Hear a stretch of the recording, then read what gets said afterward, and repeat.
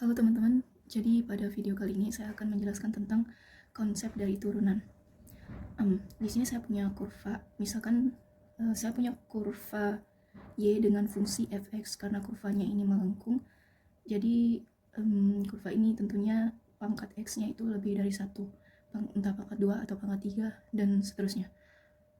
Misalkan jarak dari sini, dari titik ini ke titik ini saya anggap delta x.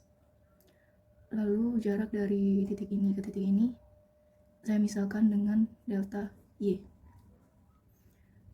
Karena jarak dari titik ini ke sini itu delta x, nilainya delta x, maka bisa saya peroleh jaraknya dari titik sini ke titik ini itu merupakan x ditambah delta x.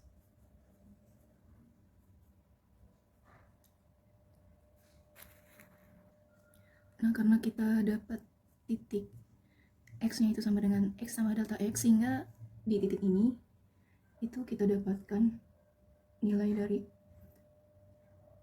disembunyinya itu adalah fx tambah delta x. Sekarang kita tahu kalau nilai perubahan dari y-nya itu merupakan jarak dari sini ke sini, yaitu fx tambah delta x dikurang jarak dari titik ini ke titik ini, yaitu fx dikurang fx. Nah, dari sini kita bisa dapatkan perpotongan antara dua titik ini, yaitu garis ini. Apa yang terjadi kalau misalnya titik ini jaraknya itu dipersempit atau jaraknya diperdekat menjadi di sini?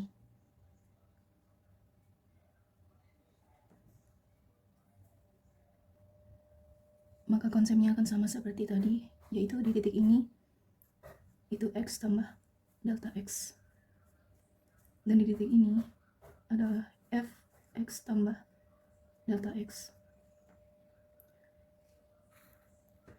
Kita anggap jarak dari titik ini ke titik ini itu mendekati 0 atau sama dengan 0, sehingga kita dapat kalau kita tarik garis antara kedua titik itu, maka akan kita dapatkan garis singgung di satu titik karena jaraknya tadi kita anggap 0, sehingga yang betul-betul didapat itu adalah garis singgung di satu titik atau gradiennya. Kita tahu sendiri kalau rumusnya gradien itu adalah m sama dengan delta y per delta x. Berdasarkan konsep yang telah saya jelaskan tadi, kita tahu kalau delta y itu nilainya adalah fx tambah delta x dikurang fx. Kita tulis kembali.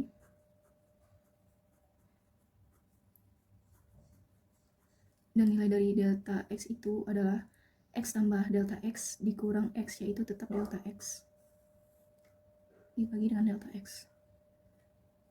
Dari sinilah kita mendapatkan kemiringan garis dari dua titik ini.